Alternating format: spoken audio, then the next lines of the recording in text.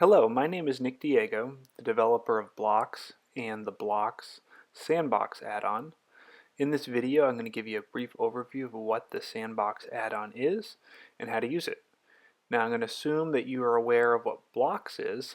If not, head on over to bloxwp.com to learn all about the plugin. And also remember that Blox and all the add-ons require the Genesis framework. The Genesis framework is a product of StudioPress. You can learn more about it at studiopress.com. Okay, you can see here that we have the Blox Sandbox add-on already installed. So what you're going to want to do is you're going to want to activate it. Now traditionally when you install an add-on, you're going to want to head over to the Licenses and Add-ons page, and you're going to want to enter in your license key. This will enable automatic updates and support on the add-on, but we're not going to do that here. Now we go to our settings page, and you'll see that the add-on adds a new tab called Sandbox to the settings. At this point, let me take a minute and explain what the Sandbox actually does. So if you've been using Blox or have seen some of the other videos, you'll know that Blox allows you to add content to your website. The one thing it doesn't do is allow you to modify the theme that you're using. So remove or tweak content that's already been added by the theme. Now traditionally, you could do this by adding specific PHP code to your theme's functions.php file. Now this is perfectly acceptable. However, whenever you update your theme, all your changes will be lost. So the Sandbox add-on includes a convenient way to add this type of code directly from within Blox. So you can see here that we have a nice big text field for entering your custom PHP.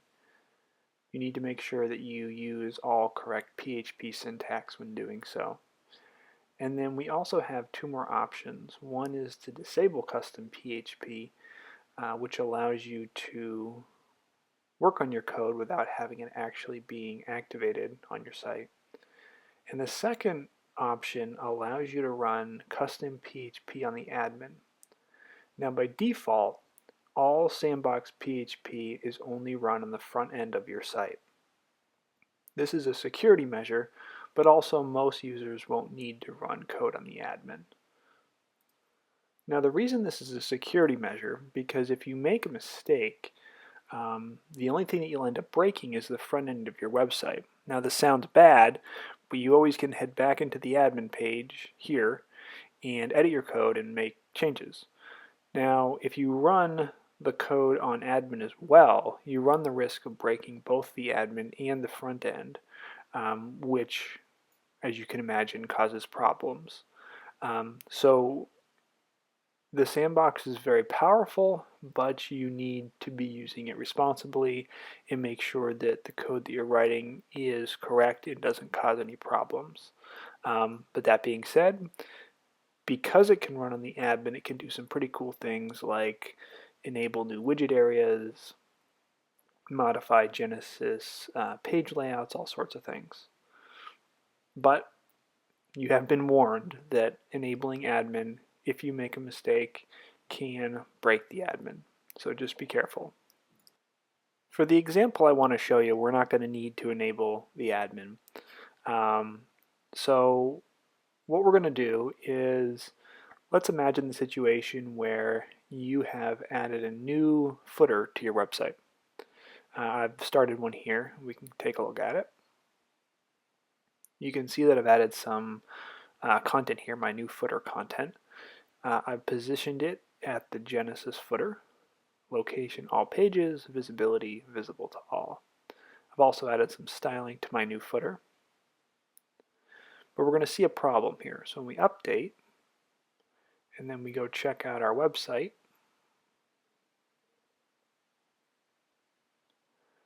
we'll see here that we have our new footer at the bottom, but we also have the old one. This is the one that's added by the theme itself. So we're going to use the Sandbox to remove this footer. So a great resource for code snippets is your StudioPress homepage. Now anybody who's downloaded Genesis and has an active account will have access to My Studio Press. Now in there they've included a whole section with code snippets, which you can see here. And we're going to scroll down to the footer section, and we're going to click on Customize Site Footer. And this will give us the code we need to remove the default footer, and you can see that right here. So I'm going to copy and paste it, and then we're going to drop it into the sandbox. So we're going to head back here, and we're going to head back to our settings page, sandbox, and then we're going to paste it here. And we're also going to add a PHP comment at the top, just so we remind ourselves what this block of code does. Now note, in the sandbox you don't need to wrap things in PHP syntax. It adds it for you. So we're going to click Save. Head back over to the front end of our site. You can still see it here. Now we're going to refresh. And there we go. The old footer is removed, and we have the new footer that we created with a global content block.